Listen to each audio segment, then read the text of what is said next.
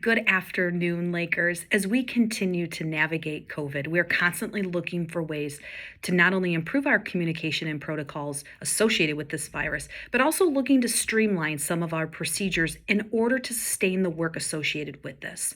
Unfortunately, due to medical conditions, our COVID Nurse Joanne Simmons, is having to step down from her position. We want to thank her for her countless hours of support and assistance over the last 20 months.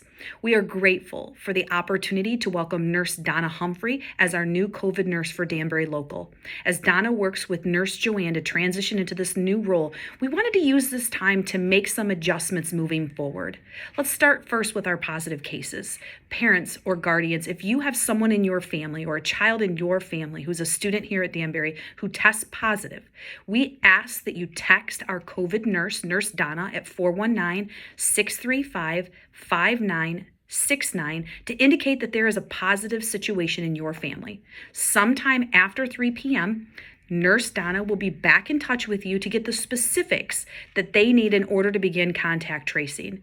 At that point, at the conclusion of the call, Nurse Donna will send you a phone or send you an email indicating the dates in which your child or the members in your family will be under quarantine and isolation. Now let's talk about close contacts. We will begin doing our contact tracing after 3 p.m. each day. As we identify those close contacts, we will reach out with each family who has an identified close contact via text. That text is going to say something like, your child has been identified as a close contact with an individual who has tested positive for COVID. Please check your email immediately for further information. Within that email, please open that immediately. There is a Google form that will need to be completed for each child in your family who is qualified as a close contact. Within that form, you will be indicating your choice of quarantine procedures moving forward. And this is where a little tweak has happened. So moving forward, if your child is identified as a close contact, they will have two options as to how they want to handle that quarantine. The first option will be that if they have no symptoms and they are not positive for COVID, they have the opportunity to return to school with a mask for the duration of their quarantine, and this could be up to 10 days. Now, if a parent's not comfortable with that, you also have the option to do what we've been offering all year, which is to keep your child at home and have your child sign in virtually and learn remotely for the duration of your quarantine period. Now, something that sometimes confuses parents, if they choose to keep their child home for remote learning because they were identified as a close contact, the child has the opportunity to test on day 5, 6, and or 7 after the date of exposure.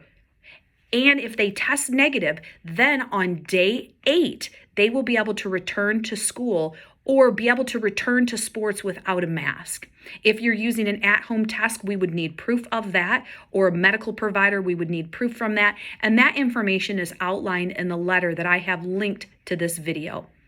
In closing, should you have any questions or you have additional concerns or you need clarification, please don't hesitate to reach out to our COVID nurse, Nurse Donna Humphrey. We also have an email address that will be coming to you as we share out this information. It's going to come from covidnurse@danburyschools.org.